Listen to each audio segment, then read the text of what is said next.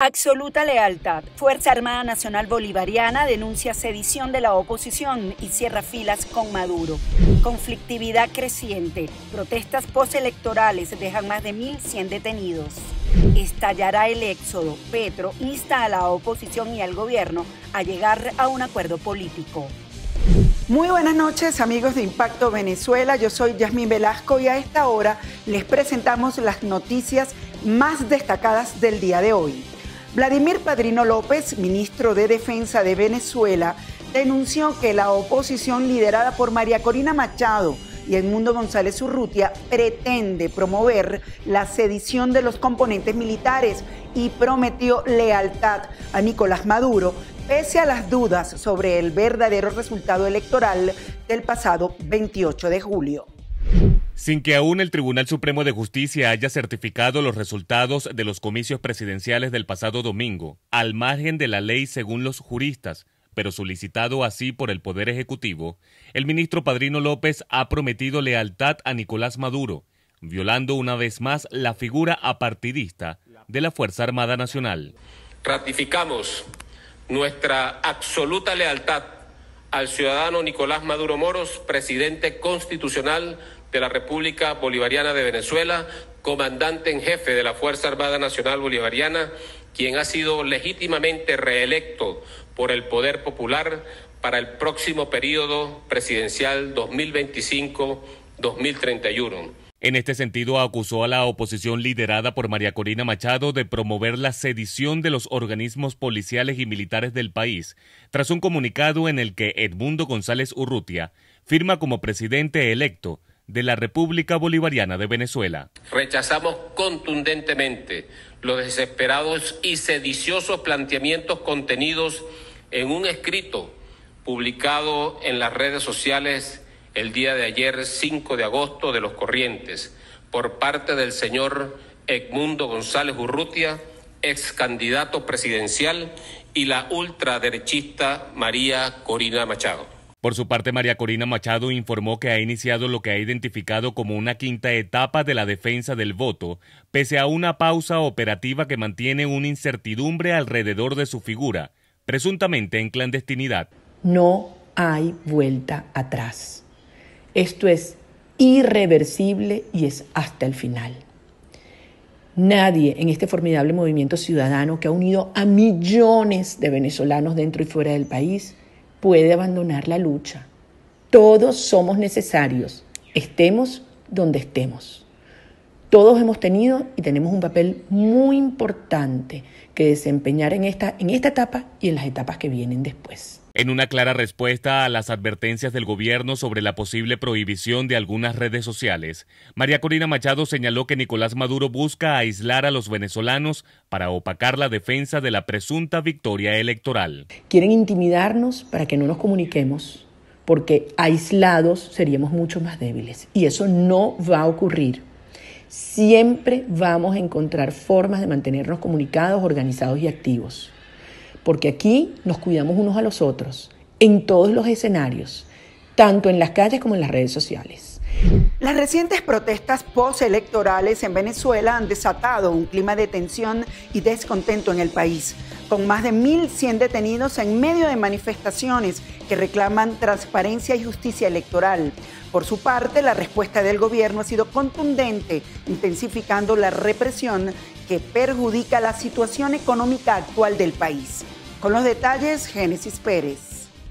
En una preocupante publicación este 6 de agosto, la organización no gubernamental Foro Penal reportó al menos 1.102 detenciones arbitrarias en Venezuela desde el inicio de las manifestaciones postelectorales. Esta alarmante cifra subraya la intensificación de la represión en el país, donde la crisis política y social continúa agravándose. Según Foro Penal, de la cifra de detenidos, al menos 100 son menores de edad y 5 pertenecen a la comunidad indígena.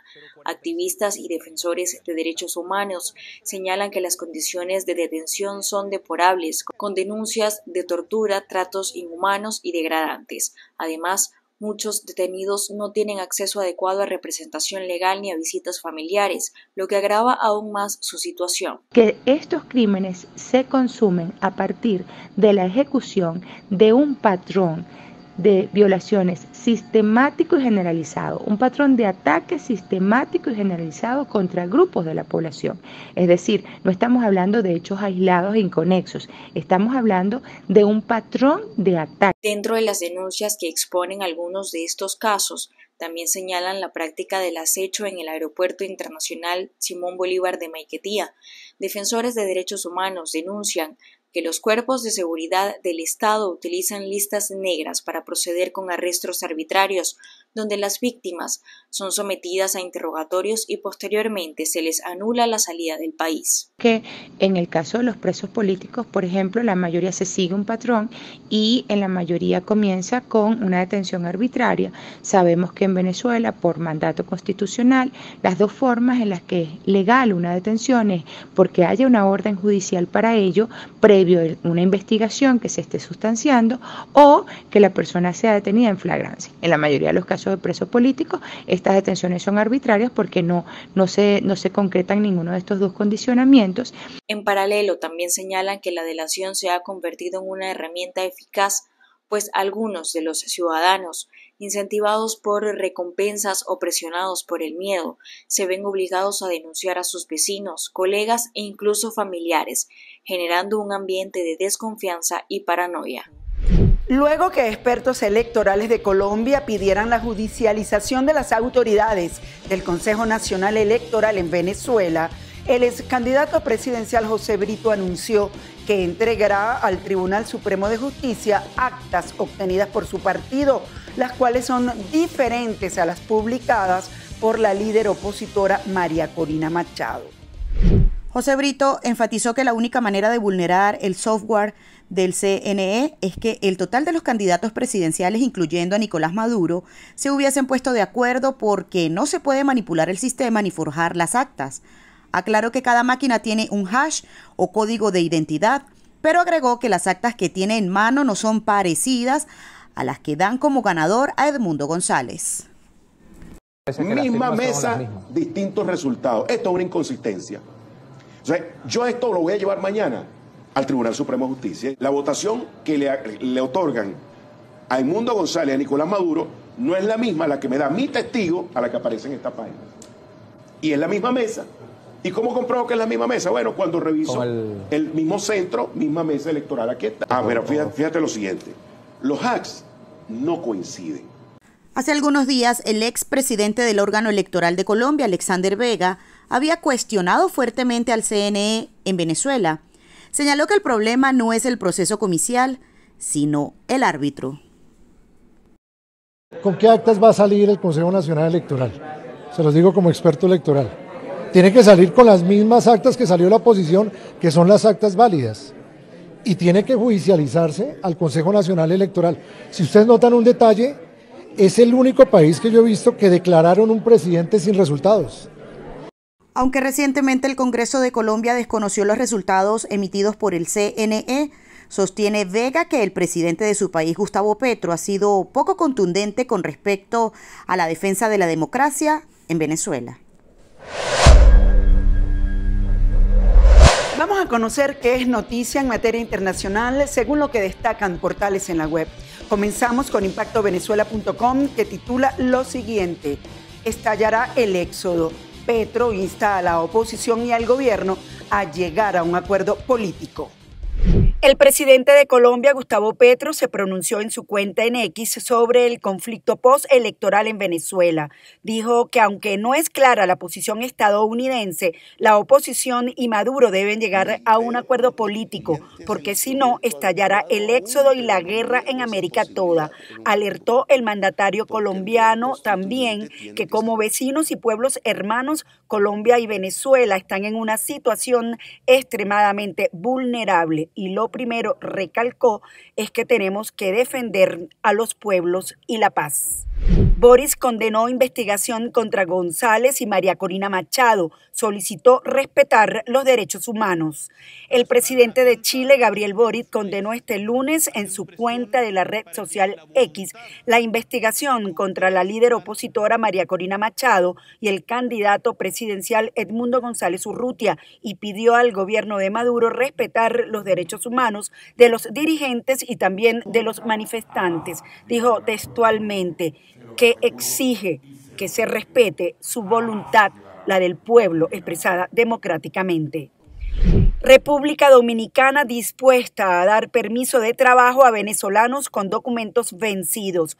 Así lo afirmó el presidente de este país, Luis Abinader, al ser consultado durante una rueda de prensa semanal en la que aseguró estar dispuesto a facilitar permisos de trabajo a ciudadanos venezolanos con la documentación vencida, dado que la representación consular y diplomática salió del país por disposición de Nicolás Maduro y no tienen posibilidad de renovar sus pasaportes. Recalcó que ya esto lo han hecho en el pasado. Hemos facilitado, indicó, los permisos de trabajo sin ellos tener los documentos al día. Y si tenemos que hacerlo de nuevo, lo vamos a hacer, afirmó. Colombia reanudará la ofensiva militar contra la guerrilla ELN, Ejército de Liberación Nacional, tras el fin del cese al fuego que regía desde 2023, anunció este lunes el ministro de Defensa, Iván Velásquez. Veamos. El gobierno de Colombia y la guerrilla del Ejército de Liberación Nacional reanudarán las hostilidades. Así lo informaron ambas partes, luego de que terminara el cese al fuego que regía desde 2023, en medio de acusaciones de incumplimientos al acuerdo. Que esas operaciones ofensivas se reanuden. Y esa es la instrucción del comandante general de las fuerzas militares a todas las fuerzas y también del director general de la Policía Nacional. El ELN denunció a través de su cuenta en la red social X incumplimientos del gobierno a los acuerdos firmados durante los ciclos de negociaciones, llevados a cabo desde finales de 2022 en Cuba, Venezuela y México. La guerrilla exige al gobierno retirar al ELN de la lista de grupos armados organizados, lo que el ministro de Defensa aseguró se puede discutir.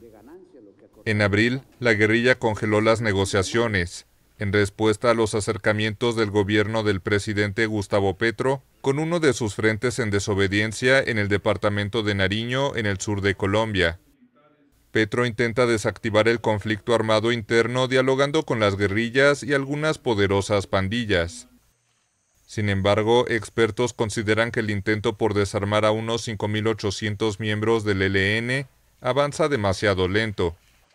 Algunas crisis desatadas por atentados de la guerrilla contra la población civil y la fuerza pública han llevado a suspender anteriores ceses de hostilidades.